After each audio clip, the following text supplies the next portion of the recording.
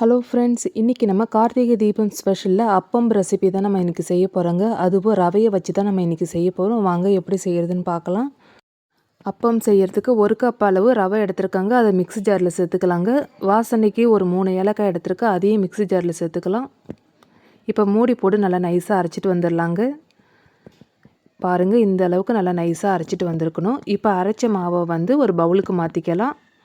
நம்ம ரவை எடுத்த அதே கப்பில் 1/2 கப் அளவு மைதா மாவு இல்லைனா கோதுமை மாவு ரெண்டுத்தில் எது வேணாலும் எடுத்துக்கலாம். நான் வந்து இன்றைக்கி கோதுமை மாவு தான் எடுத்துருக்கேங்க. 1/2 கப் அளவு கோதுமை மாவு சேர்த்துக்கலாம்.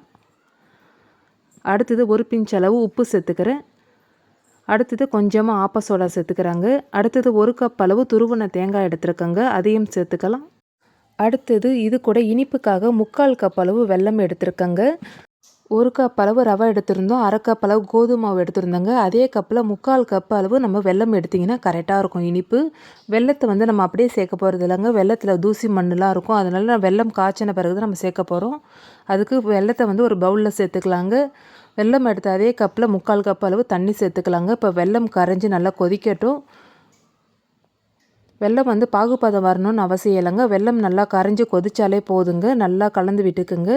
இப்போ வெல்லம் நல்லா கரைஞ்சிடுச்சு. இப்போ அந்த வெல்லம் தனியாக வடிகட்டி சேர்த்துக்கலாங்க. பாருங்கள், வெல்லத்தில் எந்த அளவுக்கு நல்லா தூசி தங்கியிருக்குன்னு. இப்போ வந்து நல்லா மிக்ஸ் பண்ணி விட்டுக்குங்க வெல்லம் தண்ணி சேர்த்த பிறகு.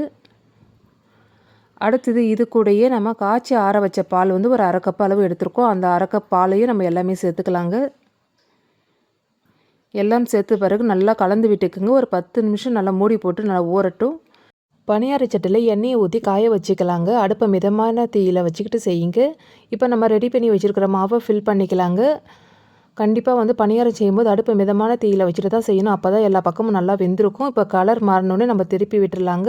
2 பக்கமும் கலர் மாறிடுச்சு, இப்போ எடுத்துடலாம். இதே மாதிரி மீதி இருக்கிற மாவை நம்ம ரெடி பண்ணி எடுத்துக்கலாங்க. இந்த அப்பம் ரெசிபி செய்யறதுக்கு ரொம்ப நேரம் எடுத்துக்காதுங்க. வெறும் 10 நிமிஷம் இருந்தாலே போதும், சட்டுன்னு செஞ்சிடலாம். இந்த வருஷம் கார்த்திகை தீபத்துக்கு ரவையும் கோதுமை வச்சு அப்பம் ரெசிபி இப்படி செஞ்சு பாருங்கள். செஞ்சு பார்த்துட்டு ஃபீட்பேக்கை கமெண்ட்டில் சொல்லுங்கள். இந்த வீடியோ உங்களுக்கு பிடிச்சிருந்தால் லைக் பண்ணுங்கள், ஷேர் பண்ணுங்கள், கமெண்ட் பண்ணுங்கள். மறக்காமல் நம்ம சேனலை சப்ஸ்கிரைப் பண்ணிக்கோங்க. பக்கத்தில் இருக்கிற பெல் ஐக்கானையும் கிளிக் பண்ணுங்கள். அப்போ தான் நான் அடுத்தடுத்து போடுற வீடியோ உங்களுக்கு நோட்டிஃபிகேஷனாக வரும். நன்றி, வணக்கம்.